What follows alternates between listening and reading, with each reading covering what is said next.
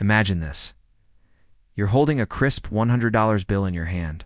It feels real, solid, a symbol of value earned through hard work. But what if I told you that this bill and every dollar in your bank account was born not from productivity, not from gold mines or factories, but from a shadowy mechanism designed to thrive on endless debt? What if the entire global economy, powering everything from your morning coffee to international wars, is fueled by a hidden engine that creates money out of thin air? But only if someone goes deeper into debt. Today, we pulling back the curtain on this secret engine, the fractional reserve banking system, and why it's the beating heart of what I call the global debt machine. Stick around, because by the end, you'll question everything you thought you knew about money. And trust me, the twists will keep you hooked. To understand this engine, we need to rewind the clock and set the stage for how our financial world came to be. Money hasn't always been this abstract digital entry on a screen. For centuries, it was tangible: gold, silver, shells, even giant stone wheels on remote islands. But in the late 17th century, something shifted. Enter the Bank of England, founded in 1694 amid the chaos of war and royal extravagance. King William III needed funds to fight France, but the treasury was empty. So, a group of savvy merchants proposed a radical idea. Lend the king money in exchange for the right to issue banknotes promises to pay back by the government's debt. This wasn't just a loan. It was the birth of modern central banking. Key figures like William Patterson, the bank's founder, saw opportunity in crisis.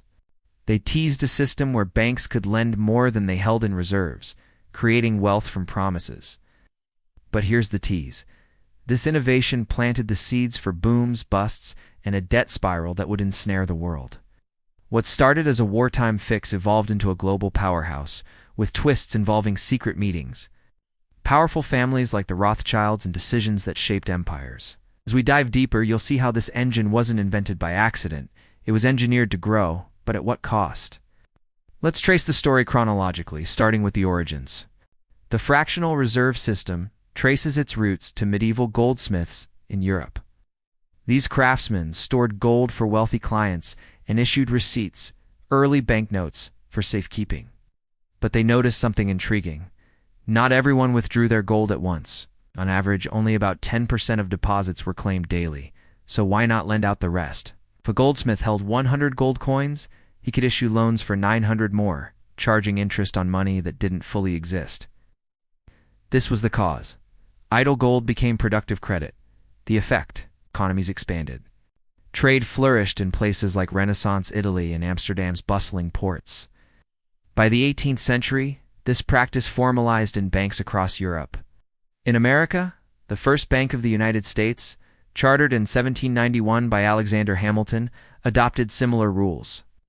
Banks were required to hold only a fraction, say, 10% of deposits in reserve, lending out the rest. This multiplier effect turned $1 in real deposits into $10 in circulating money. It seemed genius, fueling the Industrial Revolution's factories, railroads, and inventions. But the mystery deepens. How could something so fragile hold up? Now, the rise. As the 19th century dawned, fractional reserves supercharged global expansion. California gold rush of 1849 flooded banks with reserves, but the real boom came from credit. Banks lent aggressively for westward expansion, railways snaking across continents, and imperial ventures. In Britain, the Bank Act of 1844 tried to regulate this by tying notes to gold reserves, but loopholes allowed unchecked lending. Because low reserve requirements meant more loans, more spending, more growth. In fact, bubbles formed. The Panic of 1857 in the U.S. was an early warning. Overlending on railroads led to bank runs when confidence waned, yet the system rebounded, rising higher. By the early 20th century, the Federal Reserve was born in 1913 after a secret meeting on Jekyll Island. Bankers like J.P. Morgan and politicians like Nelson Aldrich crafted a central bank to stabilize the system, essentially to bail out fractional lending during crises. World wars amplified this. Governments borrowed massively, banks created money to fund them, and post-war booms followed. The Roaring '20s saw credit explode, with banks lending for stocks on margin. It felt unstoppable, like an engine humming at full throttle. But remember, I'm delaying the big reveal. What happens when the engine overheats? The cause and effect chain snapped in 1929. Years of speculative lending banks creating money for stock market bets led to the Wall Street crash. When borrowers defaulted, banks couldn't cover withdrawals. Runs ensued, thousands of banks failed, and the Great Depression engulfed the world. Unemployment hit 25%, farms foreclosed, families starved. This wasn't random. It was the inherent flaw in fractional reserves. Leverage works until it doesn't. A small loss in confidence cascades into systemic collapse because the money supply is built on debt promises, not hard assets. Governments responded with the Glass-Steagall Act in 1933, separating commercial and investment banking and raising reserve requirements.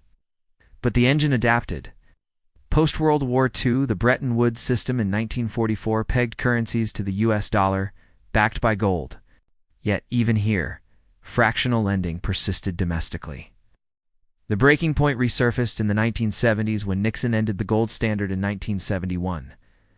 Nixon's shock caused U.S. deficits from Vietnam and welfare programs drained gold reserves. Effect fiat money unbound, allowing unlimited debt creation.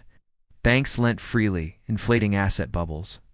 The fallout was brutal and far-reaching. In the 1980s, deregulation under Reagan and Thatcher lowered reserves further, sparking the savings and loan crisis. Over 1,000 U.S. institutions failed, costing taxpayers $124 billion.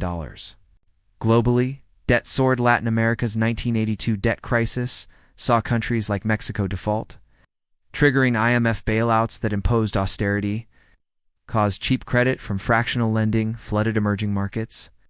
Effect: when interest rates rose, repayments became impossible, leading to poverty spikes and political upheavals. The Asian financial crisis of 1997 echoed this. Speculative loans collapsed currencies in Thailand, Indonesia, and South Korea. Millions lost jobs, suicides surged, and regimes toppled. Yet, the engine chugged on, with central banks like the Fed stepping in as lenders of last resort, printing money to avert total meltdown. This fallout normalized debt as a tool, but it masked the rot. Inequality widened as the rich borrowed to invest while the poor drowned in high-interest traps. And the failed fixes? They've been plenty, each promising stability but delivering more debt. After 2008's global financial crisis, triggered by subprime mortgage lending, where banks created trillions in debt-backed securities, the world tried again. The Dodd-Frank Act aimed to raise capital requirements and curb risky bets. Basel III Accords internationally mandated higher reserves because these were band-aids on a systemic wound. Effect: banks found workarounds, like shadow banking and derivatives. Quantitative easing key flooded systems with trillions. The Fed's balance sheet ballooned from $800 billion to over $9 trillion by 2022. It fixed the crisis by creating more debt to buy bad assets, but inflation followed, eroding savings.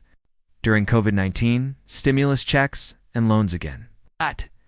Debt fuel diverted depression but pushed global debt to $305 trillion by 2023, per the Institute of International Finance. Reforms like crypto and blockchain tease alternatives, but they're co-opted into the same fractional system. Central bank digital currencies (CBDCs) promise control, but could amplify surveillance and debt creation. Every fix fails because it doesn't address the core. Money as debt ensures perpetual growth, demands perpetual borrowing. Now, let's connect this historical saga to our modern world, where patterns repeat with shocking intensity. Today, in 2025, global debt stands at a staggering $315 trillion, over 350% of global GDP, according to recent IMF reports. That's up from $200 trillion pre-2008. The U.S. alone owes $35 trillion federally, household debt hitting $17.8 trillion. Shocking data point. The average American carries $104,000 in debt, yet median savings are under $6,000. Repeating patterns? Look at the 2022 to 2023 banking scares. Silicon Valley Bank's collapse mirrored 2008, fueled by interest rate hikes exposing over-leveraged portfolios. Crypto winters echo 19th-century panics, with fractional-like stablecoins failing. In Europe, Italy's debt-to-GDP ratio nears 140%, teetering like pre-depression levels. Emerging markets? China's property bubble built on shadow lending threatens a global ripple, and inflation. Post-COVID money printing caused the highest rates in 40 years, hitting 9% in the US in 2022. The engine keeps churning. Central banks cut rates in 2024 to 2025 to spur borrowing, inflating stocks while real wages stagnate. Parallels to the roaring 20s are eerie wealth gaps at Gilded Age levels, with the top 1% holding 32% of U.S. wealth.